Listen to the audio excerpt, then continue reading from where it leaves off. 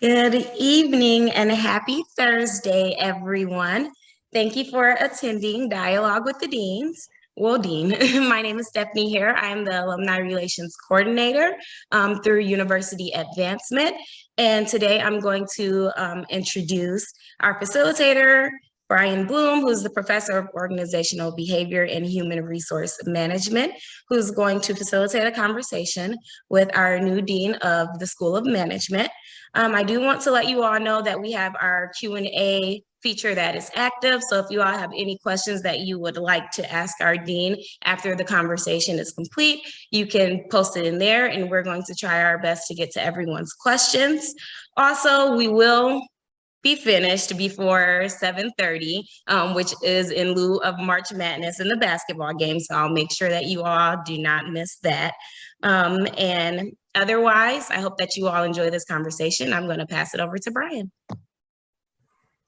Thank you, Stephanie. Appreciate the introduction. And as you said, we do welcome comments or questions in the Q&A session, and I'll get to those as we go throughout the night. And we are looking forward to the basketball game this evening. So, Aneil, any predictions tonight? Oh, we're definitely going to crush Villanova. Oh, we'll at least beat him. I don't want to say that. Okay. Right. Pretty confident. I like that. I think we have a good chance as well. I do. Got the momentum. Yep. Well, my first question this evening is, seeing how you grew up in East Lansing and earned your Ph.D. in business administration from U of M, and you've even taught at the Ross School of Business in the Executive Ed program. What is it like returning home to Michigan, and has anything surprised you since coming back? Well, even though my wife Karen and I grew up here, we were surprised at the 2 degrees Fahrenheit temperature that greeted us when we came here on January 1st. I think a lot of things have changed, obviously, in the state of Michigan, but some things haven't changed. And I think one of the best parts that hasn't changed is just, maybe it's because the weather was so cold, the people are so warm. So having grown up in the Midwest, most of it in Michigan, it's just been wonderful to come back to that kind of spirit and friendliness. Yeah, I agree with that. And yeah, I guess maybe you shouldn't have started in January, but we're happy to have you. Yeah, and you'll be rewarded this summer when it's not so humid, right? Right. And you've published several books on the topic of trust. So in your book, Becoming a Trustworthy Leader, which you published in 2013 with your wife, Karen, one of the book's reviewers writes, "There are deficits looming around us, but the greatest one is that of trust. The ecosystem we live in is driven by values of which trust is at the core, but at the same time, the lack of trust is reaching pandemic proportions." Now, this book was written well before COVID or the death of George Floyd and the invasion in Ukraine that's going on right now. But why do we seem to be at such odds when it comes to trust, and what can each of us do to rebuild it? Sure. I won't speak to the global aspects of it, although I do work with a bunch of scholars around the globe about how organizations and leaders can build trust. But I think, at least in terms of U.S. society, in that sense, it's a very different world than the one that I grew up in the 60s and 70s in the Midwest, Minnesota and Michigan. I think part of the reason it's become so difficult to build trust, and it's even harder than to rebuild it, is that we've lost our ability to disagree agreeably. As my family and friends would know, I love to disagree, but I've always tried to do it agreeably. And that certainly was the case in college, and certainly as a kid, but in college and ever since then, I've deliberately sought out a very diverse group of people in my life, and we're always going to have very different points of view. But we've also found ways to at least do so respectfully, and then maybe over time find some common ground. I think what's made that easier, meaning harder to achieve, is that we've cloistered ourselves in our own neighborhoods and churches and other organizations.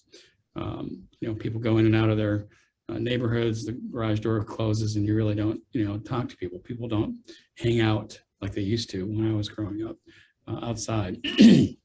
And I think we, just exacerbate it by choosing organizations and groups that think like us too.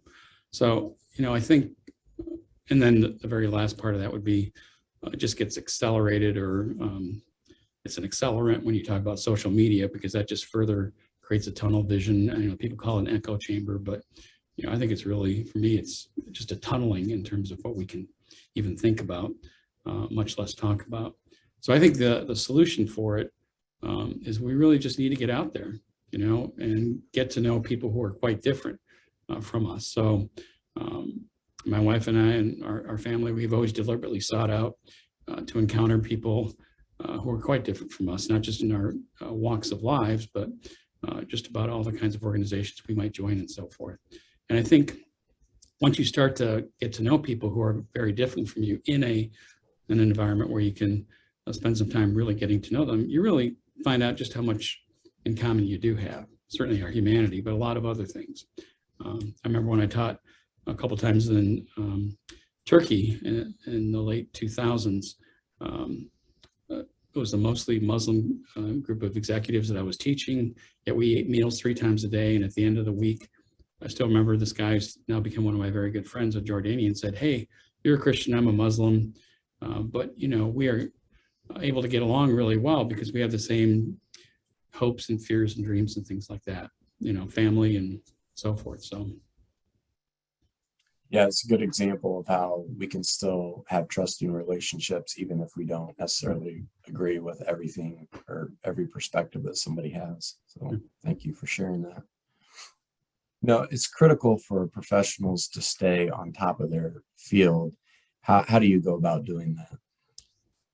I certainly did this before I read about it, but the reference I now use is, we have to be like Googlers, people who work at Google. Google deliberately sets aside 20% of everybody's work week, or, a fifth of their time over the course of a month and a year, for them to focus on things that aren't part of their job, to be experimental, to be trying out things that might have no hope of succeeding right away or maybe ever, but to just be creative. And what I've always tried to do, and it's easier if you're a professor, it's much harder now that I'm a dean, but is to set aside that time, and especially quiet time, where you can focus on things that maybe are much more for your long-term development. So trying a new skill, or take a course, or engage in an activity you've never tried before. When the pandemic hit, we were doing some research, and I realized I had to learn a couple of new statistical techniques. Well, in the past, I would have gone to a ICPSR class in Ann Arbor or something like that they have every summer. I couldn't do that to learn it.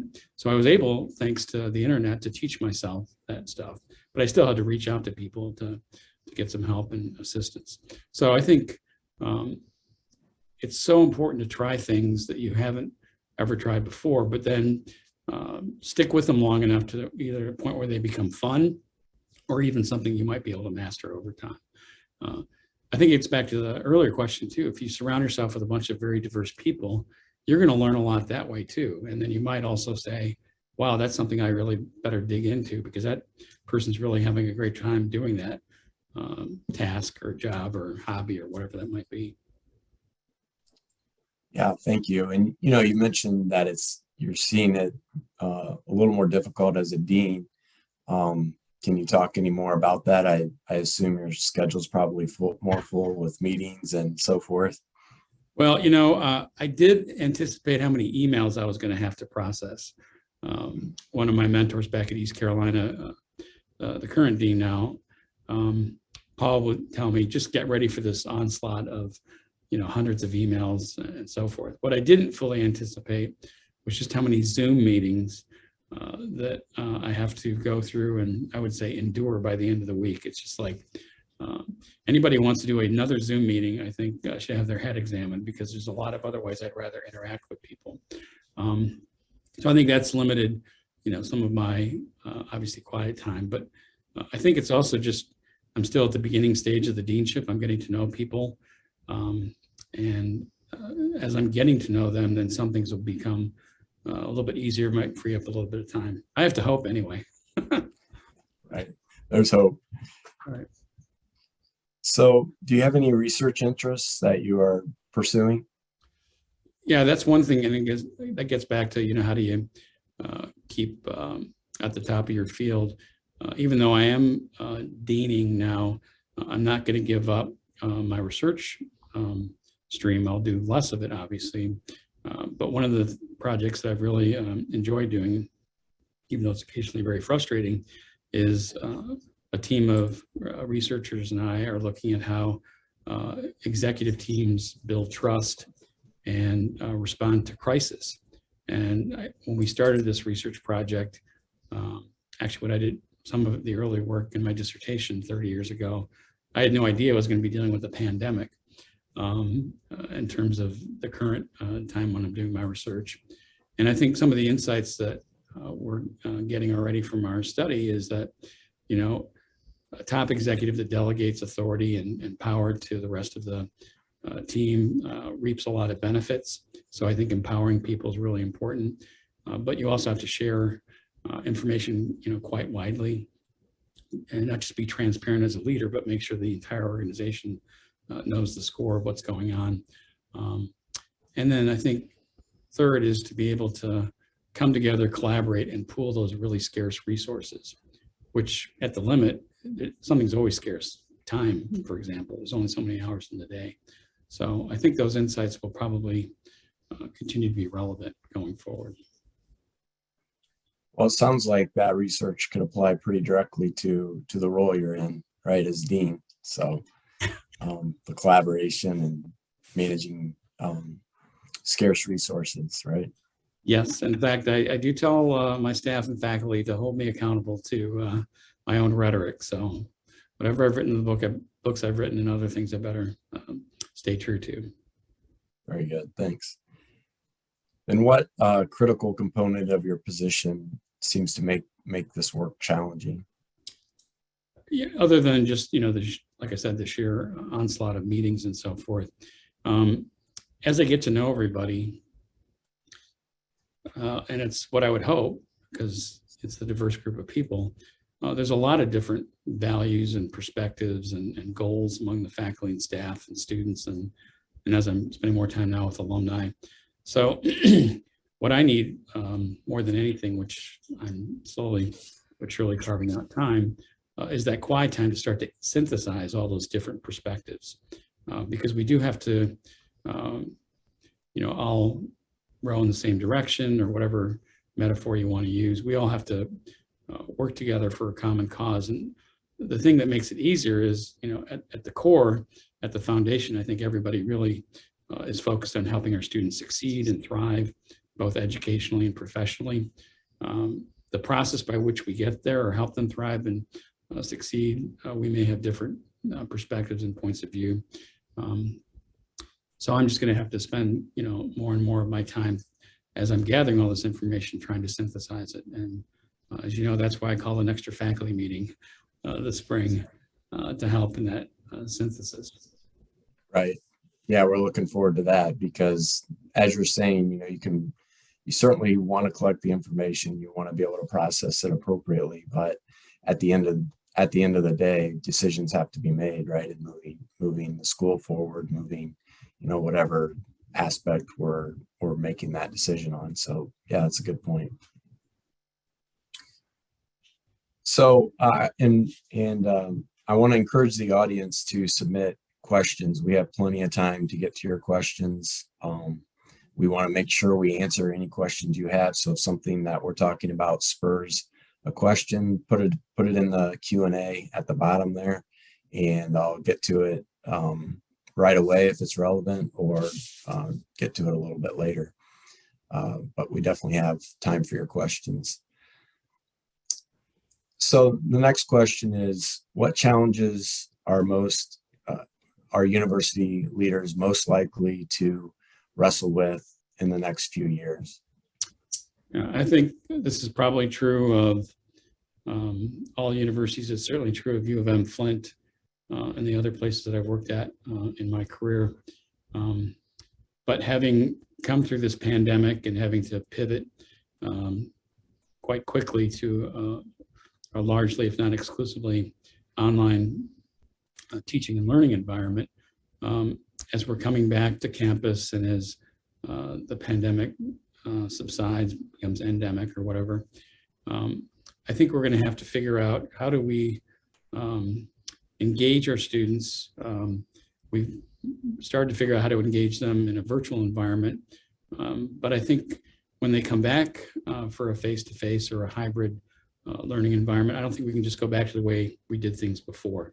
So how are we going to re-engage our students so that they're going to still want to learn, even as they probably face a lot more challenges, whether it's the work-life balance challenges, other things that the pandemic just made even harder to achieve. So technology's made it easier in one sense, but a lot of other factors are making it much harder. So how do we re-engage them?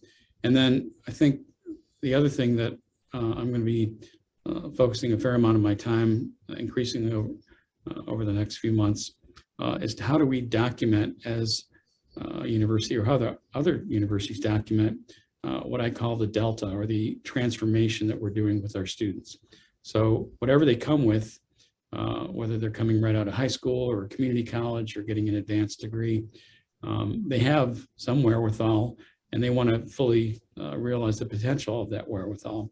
So I want to be able to show that whatever those students are coming with, we are multiplying that potential in a way that, frankly, I don't think some institutions are that concerned about. So if we can do a great job documenting that, not only will our good placement in all these rankings get better, but I think we'll actually do something that's far more important than a ranking or a rating, and that's to really show how we're making that lasting benefit for that significant investment of their time and their treasure. Yeah, thank you. I have a related question from one of our attendees that I want to ask. On the topic related to online students, this attendee says, many people who choose to study fully online have life circumstances that would make in-person classes a barrier to their education altogether. What are your thoughts on a more standardized approach to weekly deadlines, allowing those who work unusual shifts or rely 100% on the weekend for their schoolwork, and not preventing professors from planning their class schedule as it makes sense entirely, while also accounting for digital equality as a broad factor in student success?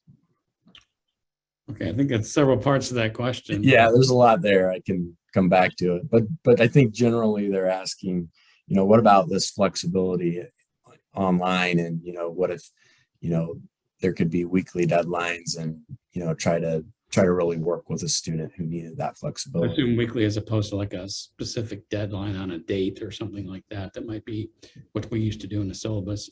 It's funny that question came up. Funny because it's not a serious question. It is, but I just gave a speech to a bunch of attorney association heads of legal associations all over the country a couple days ago, and one of the things I said that managers have to become a lot more comfortable with is to evaluate their employees on the basis of outcomes and not so much on the basis of face time or other rules or things like that. And I think there's a corollary for we professors as well. That does mean we're going to have to become more flexible. I've certainly had to do that as a professor at East Carolina when I had my online sections, which were predominantly working adults. They had things come up that weren't going to be happening with our more traditional students who are coming in for our face-to-face classes. And to be accommodating. I mean, you don't want to just allow anything to happen, but on the other hand, the question should really always be, what's in the best interest of the student? How am I going to help them learn most effectively? And if that means I got to switch to a more flexible set of deadlines where it's every week, or it's by the end of the semester or something else, then we need to do that. I certainly would want to do it, and I wouldn't ask my fellow faculty to do something that I wouldn't do. But there also may need to be some, that's a part of the creative re-engagement we're going to have to figure out as well. I think now that students are used to have learn online, if they're going to go even in a hybrid, even a face-to-face environment, they may come back and say, look, this is what we got when we were taking classes just asynchronously or online. We should have that same kind of opportunity in a face-to-face classroom environment too. So that's one of the promises and the perils of technology, or, once it becomes really a great feature, then everybody's going to want it regardless of the modality. Right. Yeah, good point. There's another question related to online learning. Has the shift to online learning led to an increase or decrease in enrollment? That's another great question. And of course, we're recording this, so I have to be careful. No. So I think both. The answer is both, and I'm not trying to waffle. Certainly in the School of Management, our online capability has promoted a pretty significant growth in our graduate student enrollment. Whether the online capability slowed down the decrease in our enrolled students, I don't know, but it certainly hasn't arrested that decrease. And so I think online capability, we're going to have to keep enhancing that year after year, again, to make sure that we're providing the flexibility to any student, regardless of how they want to learn, where they're going to learn, when they want to learn.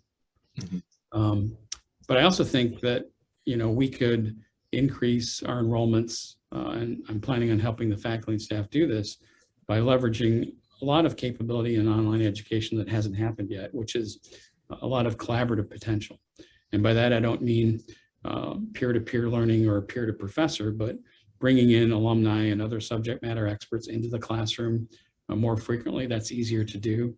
So even if you're in a face-to-face class, being able to beam in one of my guest speakers is a lot better and easier than when I had to put them on a plane and so forth.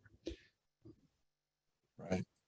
So, I think part of what you're saying with the online environment is it's more of a both and. We want to do, be competitive online, but also maintain our in the seats programs and meet that market need as well.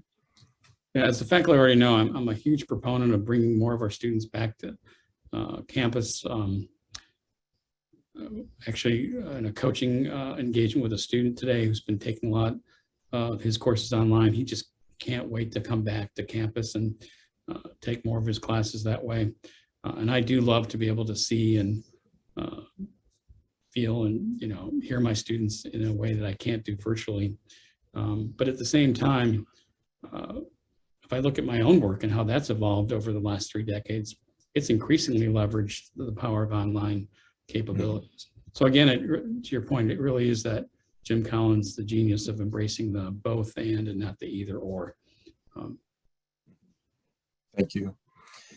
So a couple questions here related to technology, I guess. One is, when we think about the field of data analytics, which is a growing field, we know, how are we preparing today's business students to excel in that area? So we have certificates, we have a supply chain program that's robust in terms of its analytical emphasis. I think one of the areas that I haven't seen enough universities leverage, and I think it's something we can really do a great job because of our small size, is to be able to develop analytics across colleges and schools. So healthcare analytics, for example, that's taking over the field of healthcare. Human capital analytics, that's how Amazon and Apple and a lot of other tech companies run their human resources. So we have courses in many of these different areas. I think what we need to do is start to think about programmatically, how do we create some programs across the curriculum, or across the university rather, to do that. We're starting to develop some possible courses in cyber and other things that's not analytics per se, but it's certainly leveraging the power of data. And there's just going to be more and more of, I think, of a confluence across all these different things. So cybersecurity definitely relies on data, which definitely relies on knowledge of financial transactions and accounting data and so forth. Yeah, and a somewhat related question about the new CIT school, College of Information Technology. and how that's intersecting with SOM, or what kind of joint projects you may see as possibilities in the future.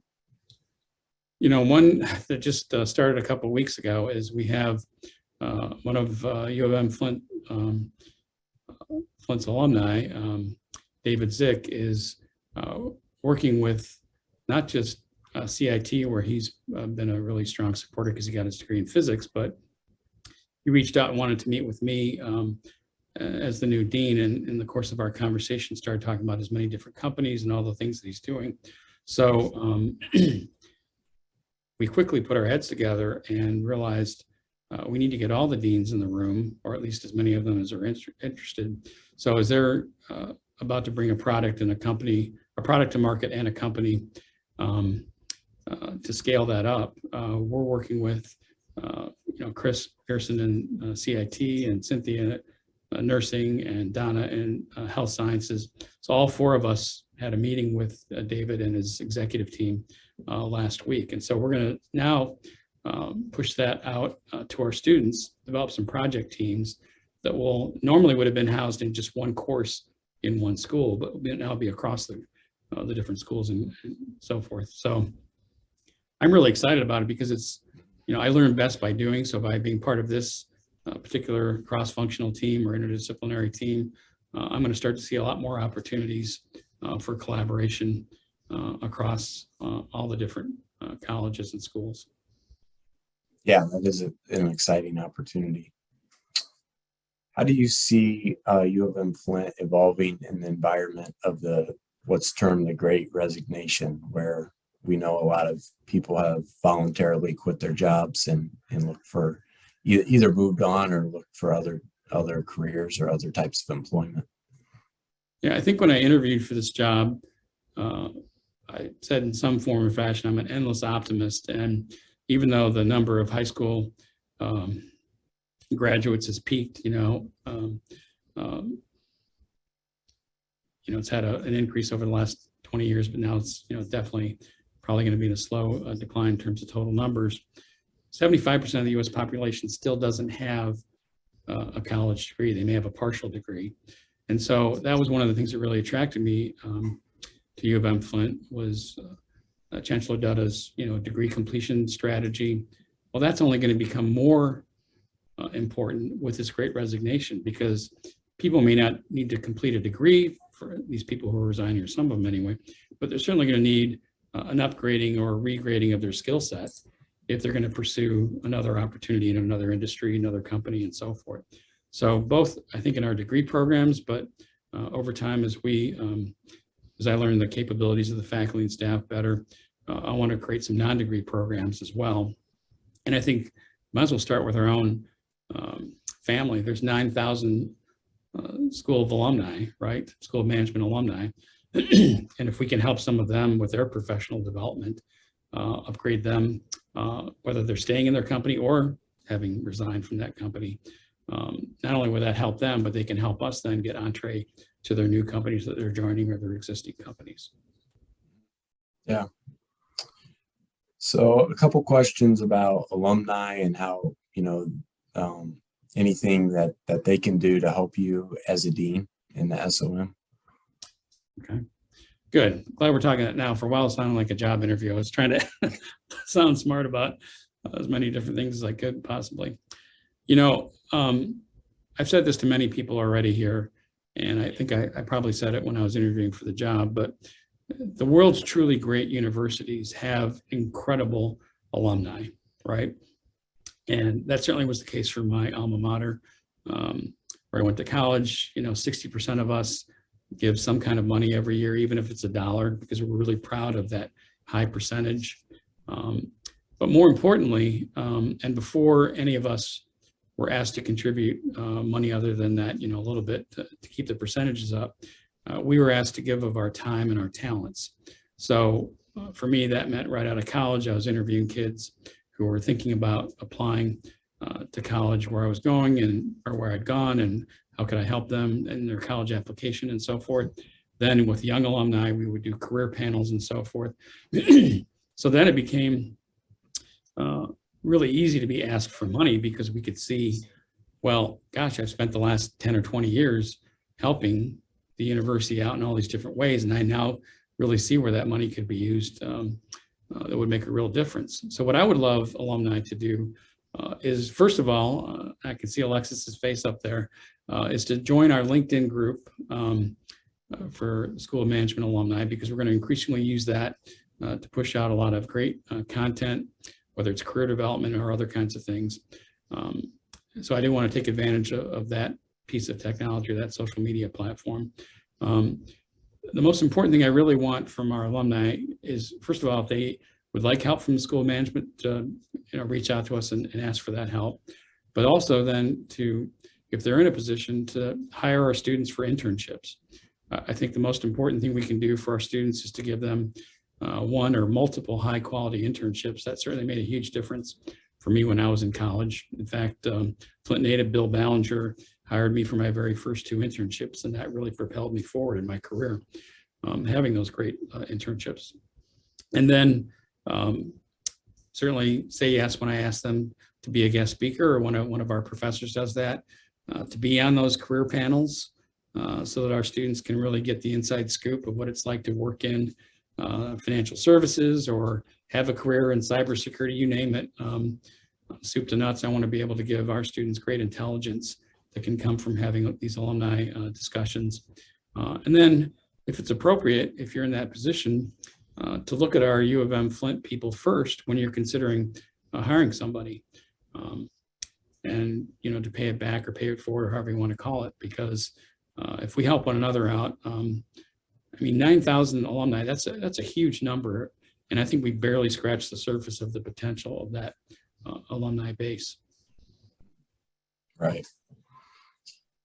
This is maybe a follow-up question. I know you've talked about some of these initiatives that you're excited about, but are there any other initiatives for either alumni or students that you're particularly excited about? At your discretion, are there any lead or lag areas you would like to discuss to better capitalize on our university resources? Sure. One of the things that I'm particularly excited about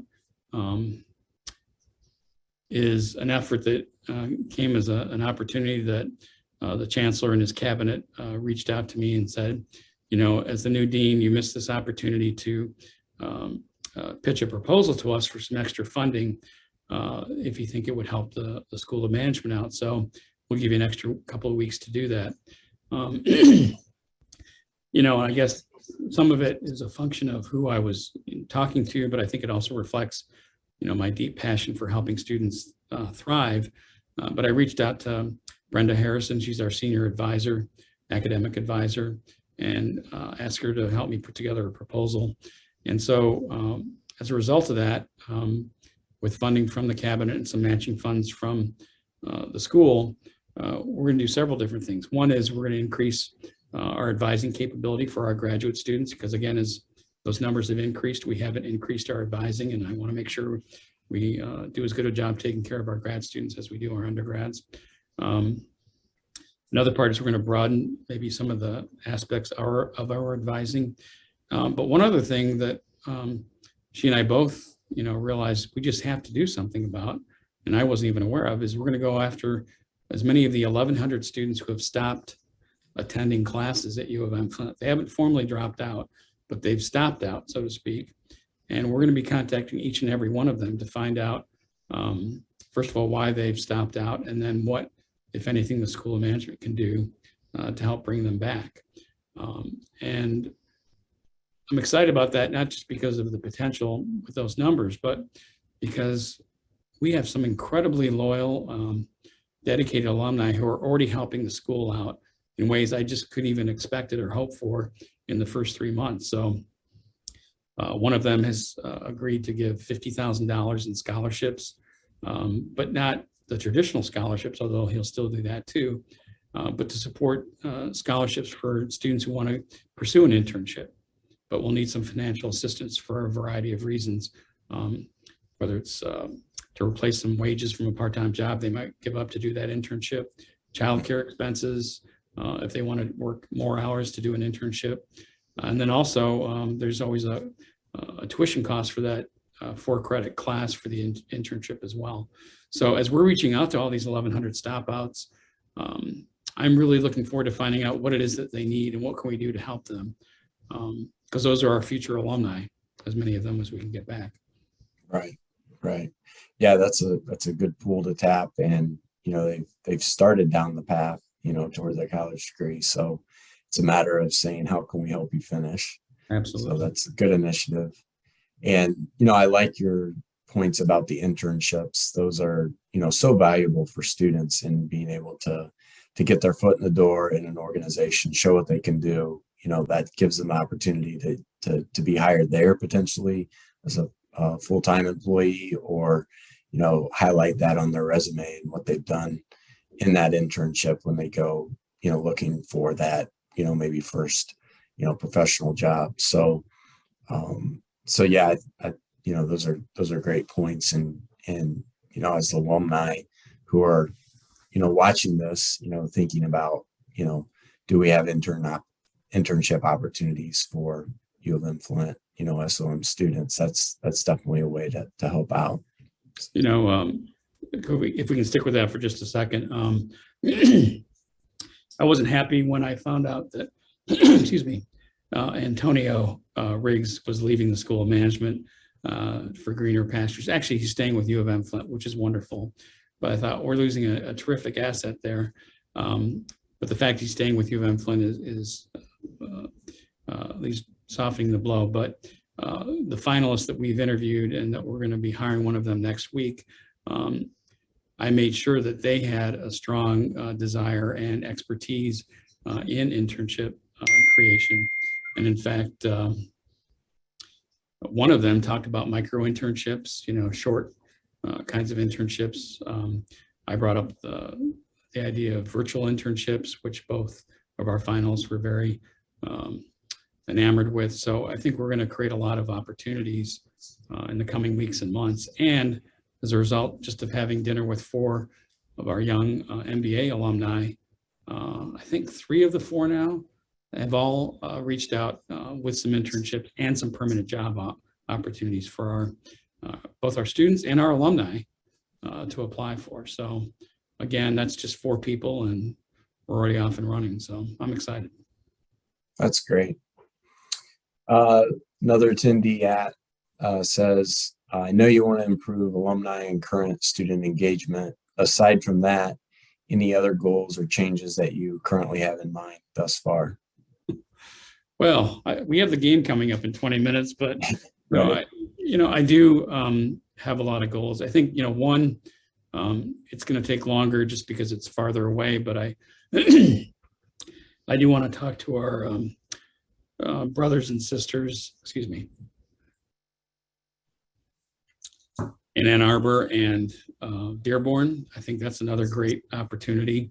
Other universities have created a corridor of collaboration across certain universities. I'd love to do the same kind of thing or more of it with Dearborn, Ann Arbor, and Flint, so that our faculty, staff, and our students can take advantage of 3 great universities, sets of resources. I think I want to start exploring. We've already got some success with certain international partnerships already. And as COVID restrictions relax and global travel becomes more available and feasible. So, I've got some pretty firm personal goals. I want every student to have at least one high quality internship. And I want every student who wants to have a global experience, study abroad, to be able to have that as well. And so as I'm reaching out with my conversations with other funders and alumni, that'll be another set of scholarships that I want to provide. We already do a great job. We've kind of reduced the cost for most students, or all students, down to about $1,000 for a study abroad if they want to do it. But $1,000 can still be a pretty significant hurdle for some people, or a lot of students. So I want to make sure we provide that. And then I want to find out, what's really exciting our faculty in terms of their research, and what's exciting our staff in terms of their innovations and programs, and how do we create capability that we can really then start to almost brand. I mean, it's like, what is the thought leadership? We have all these different areas of research that we're doing, and we have a very prolific set of scholars among our faculty. They publish in a lot of the great, both frequently and in some of the top journals regularly. So I want to get a sense for what does all that different research look like, and how do we create a set of centers of expertise and thought leadership, so that when people think of U of M-Flint, they think it means this, that, and the other thing, in the way that they think of Wharton for finance, or Harvard for general management, or something like that. That may sound really ambitious, but this is the birthplace of the automotive industry and technology and electric vehicles, and there's a lot of great things that are happening in the state of Michigan, and I want University of Michigan-Flint to be at the center of that. Right. Yeah, good point. Speaking about, this, study abroads, can you talk any more about SOM's initiative to reach out to more international audiences or students? Yeah, it's been one of the challenges with COVID that, we've had a lot fewer international students, and then with federal laws and regulations, educational regulations, we have to provide a certain number of in-person classes for a student to be able to get a visa and come and study in the U.S. That was actually part of the rationale for, I asked our department chairs to come up with multiple sections of all of our courses in the fall, at least have one in-person section for each of our online sections for our courses at the undergraduate level. So I think now that we have the infrastructure in place in terms of courses, now I can go out and aggressively recruit those kinds of students. But the other thing that I want to do as we're starting to court more and new international students is to get a lot better, because I think most universities don't do a good job of this, providing them with, again, those internship and job opportunities when they graduate, because it's very difficult to get an H-1B visa and other things. So as we're building partnerships with feeder institutions across the globe to send us some of their students for grad school, or even for undergraduate, maybe partnerships with other schools who are teaching undergrads who want to come and spend at least a portion of their time here in the States, that we're building partnerships with a lot of those companies that are in those different countries as well, so that students can either have a bunch of internships in the US and go back to their home country for a permanent job, or vice versa. Maybe they'll do internships at the companies in their home country, and then be even more marketable for a US job. Right. So thank you, attendees, for submitting a number of good questions. May not get to all of them, and I'm trying to hit on different topics because I know we're interested in hearing your perspective on a lot of different areas. The next question is, what are your goals of diversity and inclusion for faculty and for students? That's a great question. Again, when I was applying for this deanship, and it's been part of my thinking for quite a while, I even told the provost that I thought that for companies and maybe some universities, the DEI is often just lip services paid to. It's not treated very seriously. There aren't a lot of substantive efforts that are really going to make for a much more diverse, equitable, and inclusive environment. But I spent 18 months as an associate dean at a historically Black college and university a few years ago. And even though I think I read widely and I know how the world works, I was largely unprepared for some of the needs that our students had financially, but also not just their financial capital, but their social capital, because they didn't have the same kind of networks that I had and took advantage, or took for granted growing up. So I think if we're going to do a good job at this university, we need to be, yes, diverse, but we have to be very equitable and inclusive. And that means not just providing financial assistance to make it easy for anybody, regardless of their background and circumstances, to obtain a college or graduate degree, but for me to provide them with that social capital in terms of networks, so that they can take advantage of them as they prepare for the world of work. Again, that's why it's so important for our alumni to help us out in this regard. And I think the other thing is that most universities don't, I don't know enough about U of M-Flint yet, but most universities do not do a really good job of professional development for their staff. We faculty, again, take it for granted that we can go to conferences and do other things to enrich our professional capabilities. So I've started already with professional development for all of my staff people in the School of Management. That also takes the form of one-on-one mentoring. And we did something that some of the people in the audience might be familiar with, because I've already done it for one of our Dean's career conversations, but we use StrengthsFinder as an assessment so that I can help my staff take their strengths and move them to a higher level rather than trying to identify what their weaknesses are. So, I would say, it was deliberate, but I think we also were a bit lucky. But my very first hire that we just made and he accepted was a Vietnamese person. So I'm looking forward to bringing some additional diversity from a global and ethnic standpoint that way. But you can bet that the next hires that we're going to be doing now that I'm here will be focused on a lot of racial diversity as well. My dad came to this country in 1957 from India, and what he saw at the University of Georgia back then was, pretty earth-shattering in terms of he was looked upon quite differently than the average Georgia undergrad.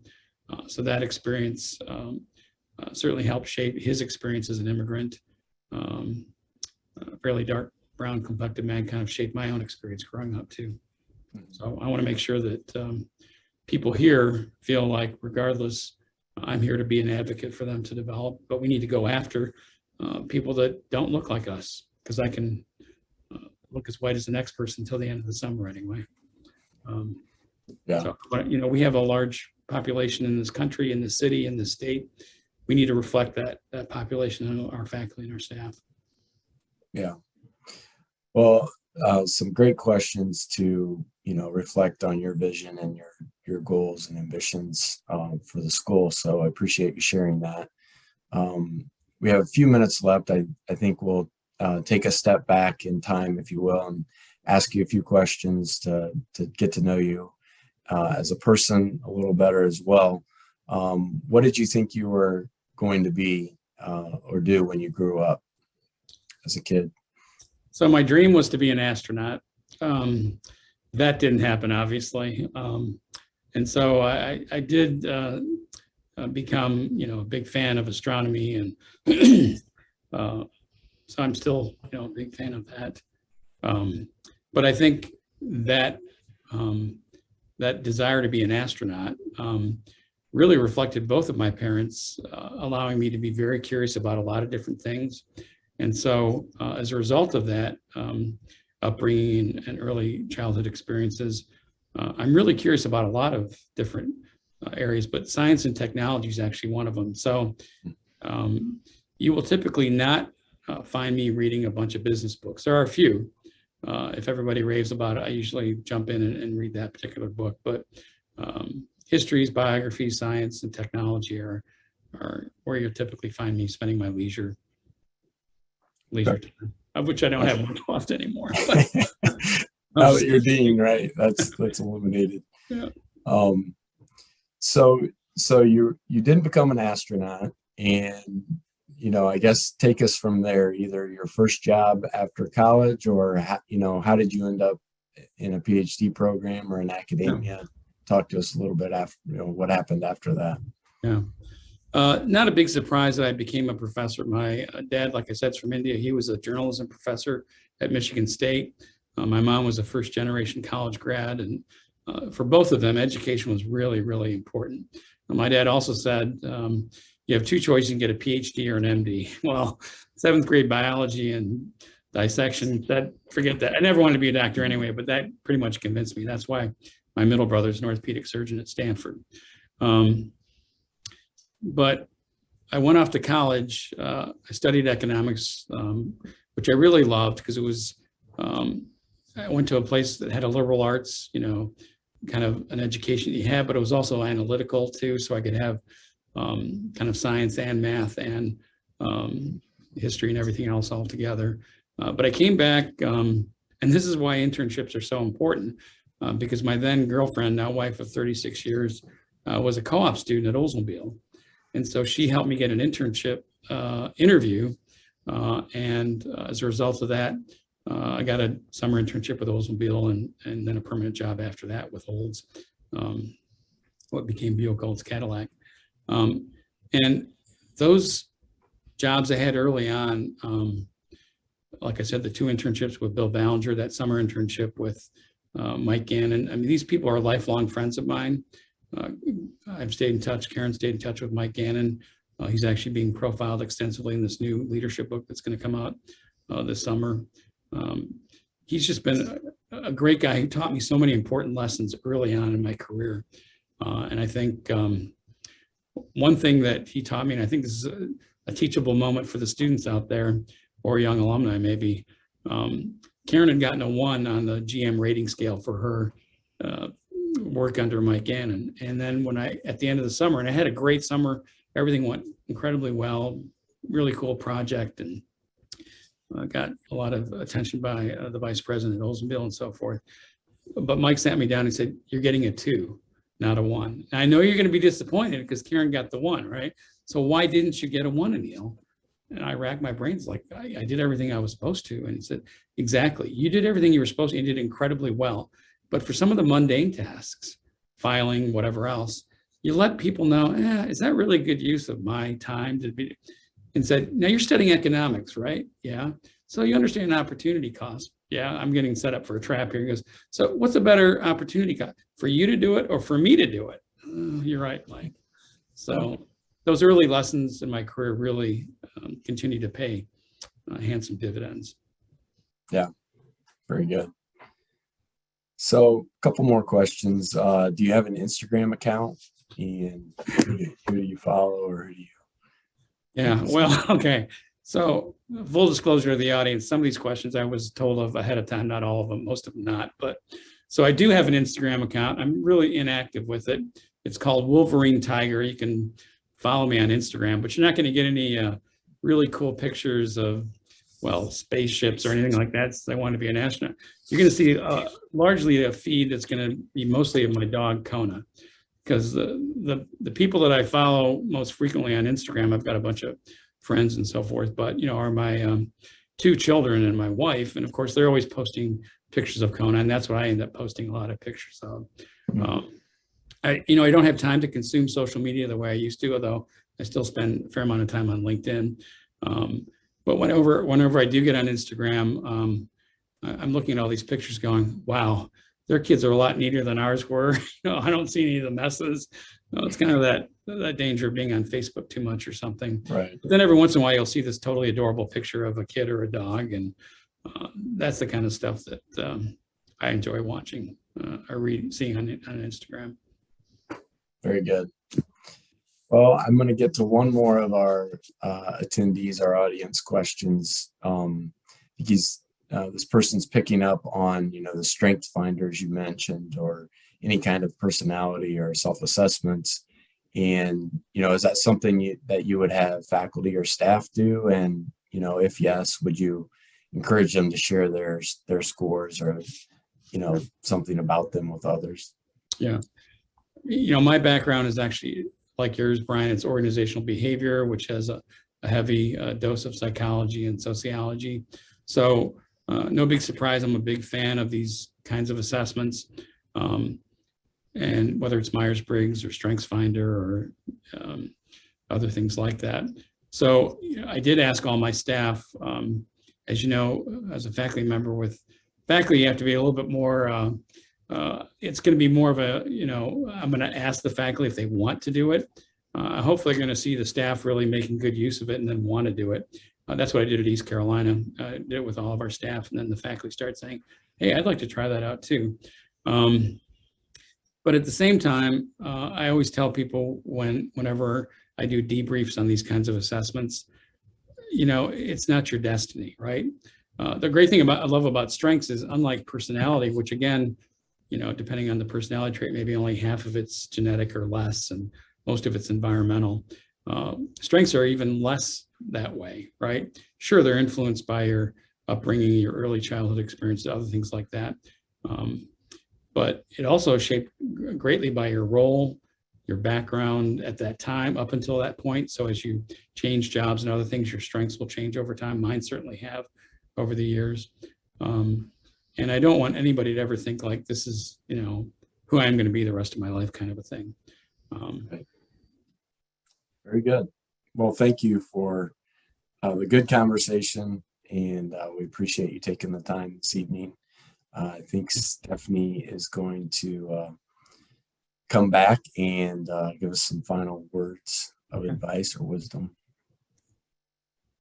That was amazing. Thank you, Dean and Neil, and thank you, Brian.